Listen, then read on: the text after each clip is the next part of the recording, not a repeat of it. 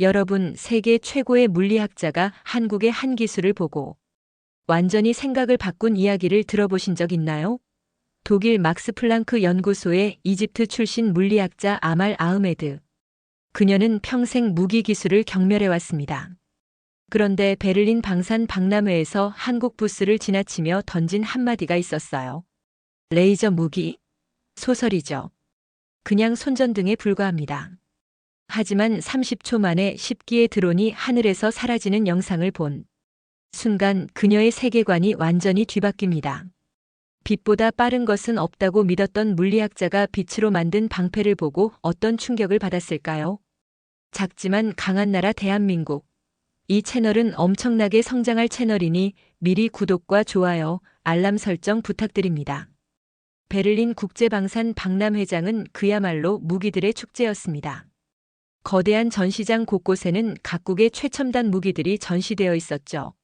미국 부스에는 최신형 전투기 모형이, 중국 부스에는 각종 미사일 시스템이, 프랑스 부스에는 정밀 유도 무기들이 화려하게 진열되어 있었어요. 방문객들의 감탄사가 끊이지 않는 가운데 아말 아흐메드는 차가운 표정으로 전시장을 걸어다니고 있었습니다. 아말은 독일 막스 플랑크 연구소에서 응용물리학을 연구하는 저명한 과학자였어요. 이집트 출신인 그녀는 어려서부터 전쟁의 참혹함을 목격하며 자랐습니다.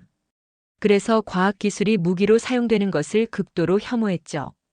특히 레이저 무기에 대해서는 더욱 회의적이었어요.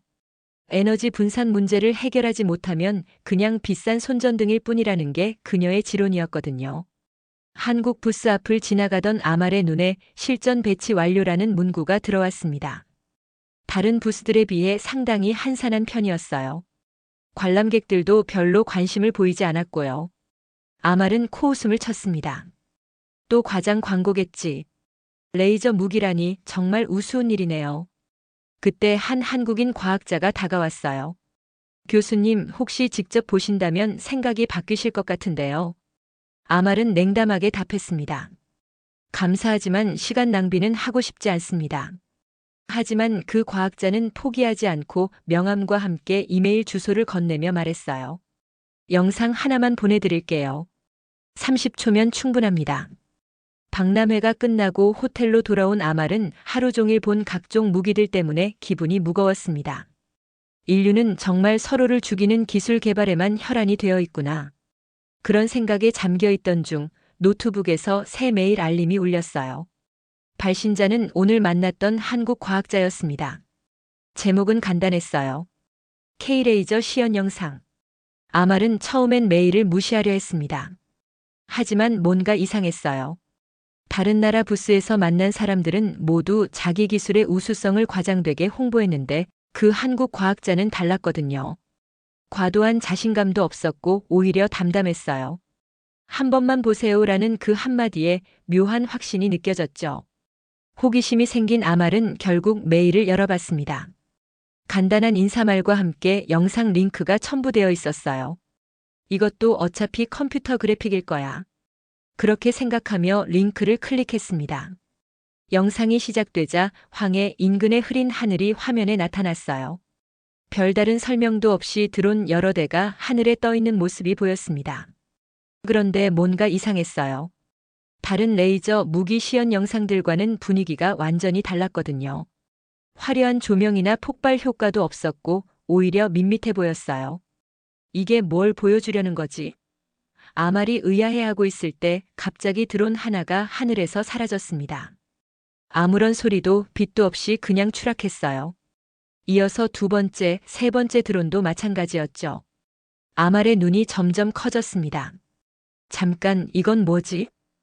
아말은 영상을 다시 돌려봤습니다. 드론들이 사라지는 순간을 자세히 관찰해봤어요.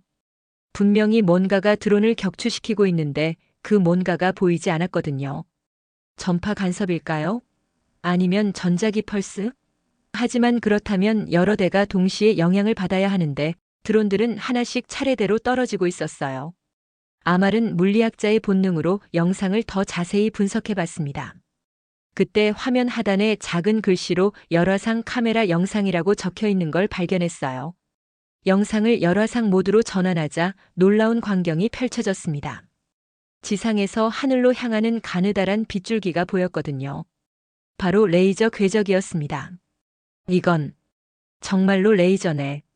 아말의 목소리에 당황이 섞였어요.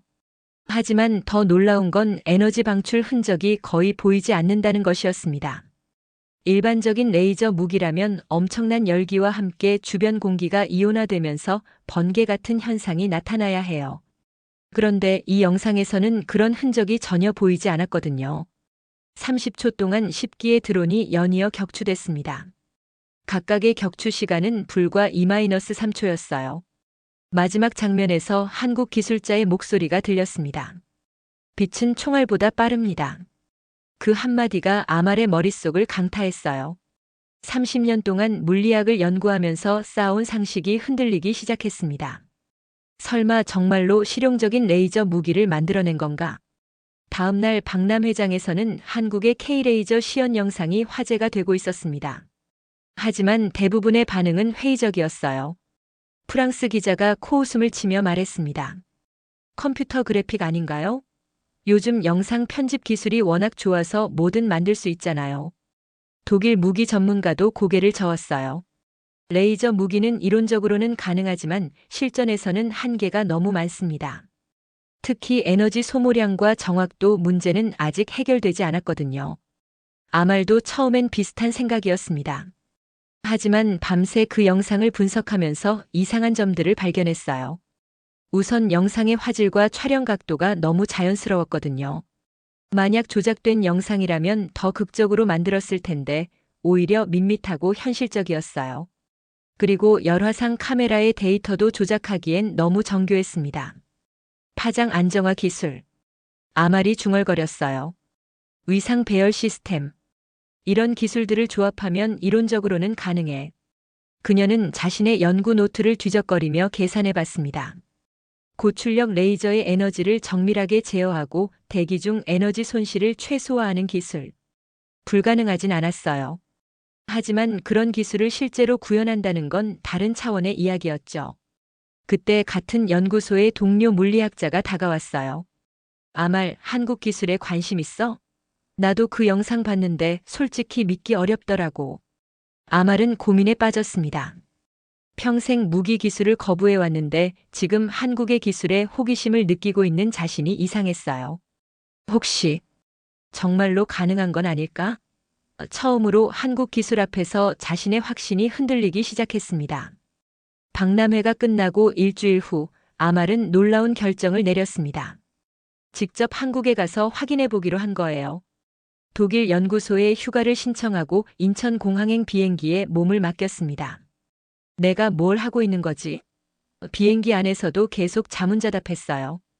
평생 무기 기술을 혐오해왔는데 지금은 그 기술을 직접 보러 가고 있다니 아이러니했죠. 창원에 있는 한국 방산업체 연구소에 도착한 아말은 긴장감을 감출 수 없었습니다. 연구소 건물은 생각보다 소박했어요.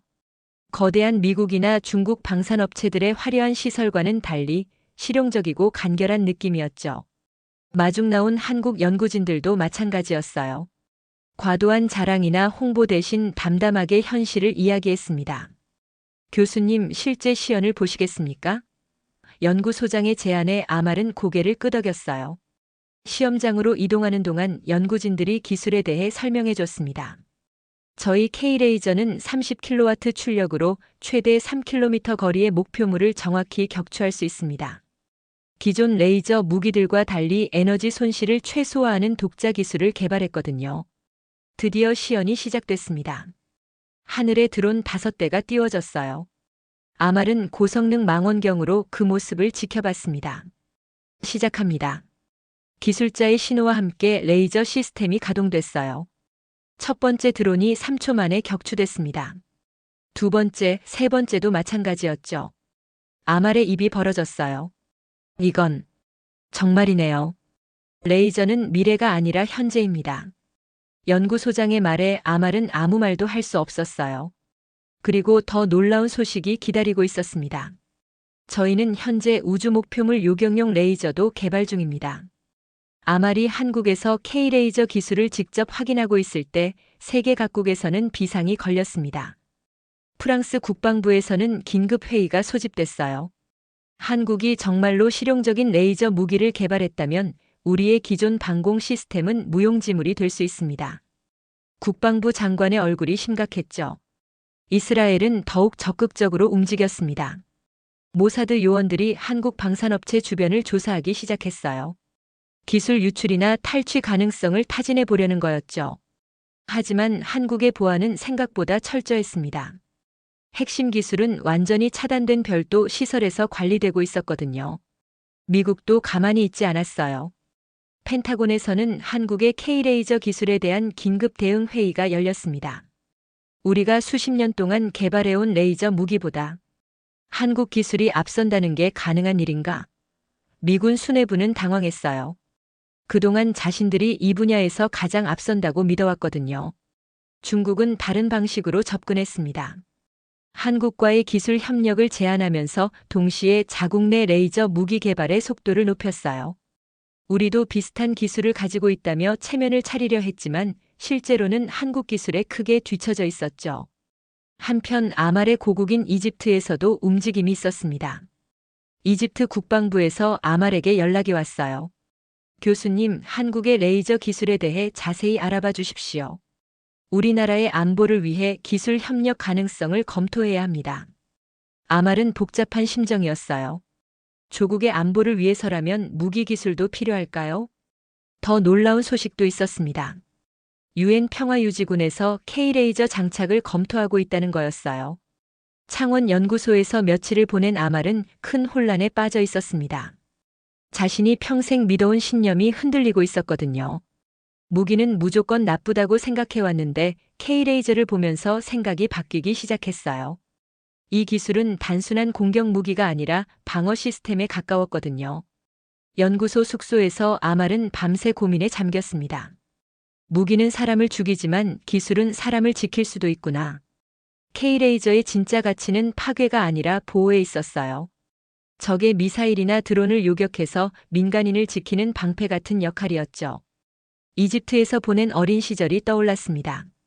테러리스트들의 공격으로 무고한 사람들이 죽어가는 모습을 봤던 기억이요. 그때 이런 기술이 있었다면 얼마나 많은 생명을 구할 수 있었을까요? 총알은 총알로만 막을 수 있다고 생각했는데 빛으로도 막을 수 있구나. 다음 날 아침 아말은 연구소장에게 질문했습니다. 이 기술로 정말 전쟁을 막을 수 있을까요? 연구소장이 답했어요. 완전히 막을 수는 없겠지만 적어도 무고한 사람들의 희생은 줄일 수 있을 겁니다. 미사일이 날아와도 빛의 속도로 요격할 수 있거든요. 아말은 조용히 고개를 끄덕였어요. 총알보다 빠르고 미사일보다 조용한 이 빛의 방패가 세상을 조금 더 안전하게 만들 수 있을지도 모른다고 생각했습니다. 50년 동안 살아오면서 처음으로 무기 기술에 대해 긍정적인 생각을 하게 된 거예요. 이상주의만으로는 세상을 바꿀 수 없구나. 때로는 기술의 힘도 필요해. 그렇게 아말의 세계관에 큰 변화가 일어났습니다. 무기를 혐오하던 물리학자가 평화를 지키는 기술의 가능성을 인정하게 된 거죠. 아말이 한국에서 돌아간 후 K-레이저에 대한 국제적 관심은 더욱 커졌습니다. 여러 나라에서 공동시험을 요청했고 한국 정부도 이를 받아들였어요. 다국적 시험장에서 펼쳐진 광경은 정말 놀라웠습니다. 하늘에서 날아오는 각종 미사일과 박격포를 K-레이저가 연이어 요격했어요. 기존의 요격 미사일은 하나당 수억 원짜리인데 레이저는 전기만 있으면 계속 사용할 수 있었거든요. 비용 대비 효과가 압도적이었죠. 참관한 각국 군 관계자들은 입을 다물지 못했습니다. 이건 게임 체인저네요. 미군 장성이 감탄했어요. 기존 방공 시스템의 패러다임이 완전히 바뀔 것 같습니다. 유럽연합 대표도 마찬가지였어요. 우리도 이런 기술이 필요합니다. 한국과 기술 협력을 추진해야겠어요. 시험 중에 한국 기술자가 한 말이 인상적이었습니다. 우리는 전쟁을 끝내는 무기를 만들고 있습니다. 공격용이 아니라 방어용 기술이라는 뜻이었죠. 실제로 K-레이저는 상대방을 선제 공격하는 용도보다는 날아오는 위협을 막는 데 특화되어 있었어요. 아말은 이 모든 과정을 지켜보며 마지막 기사를 작성했습니다. 빛은 무기가 아니다. 그것은 경고이며 방패이며 한국의 미래다. 세계 최고 수준의 물리학자가 인정한 한국 기술이었죠. 그녀는 기사 마지막에 이렇게 썼어요. 30년 동안 무기 기술을 거부해왔지만 이제는 알겠다. 기술 자체에는 선악이 없다. 그것을 어떻게 사용하느냐가 중요한 거였구나. K레이저는 단순한 무기가 아니라 평화를 지키는 도구로 인식되기 시작했습니다. 여러 나라에서 도입을 추진했고 유엔에서도 평화유지 활동에 활용하는 방안을 검토했어요. 한국의 작은 기술이 세계의 전장을 바꾸고 있었던 거죠. 결국 아말이 깨달은 건 이거였어요. 빛의 속도로 평화를 지킬 수 있다는 것, 그리고 기술은 사용하는 사람의 의도에 따라 파괴의 도구도 보호의 도구도 될 수 있다는 것이었습니다.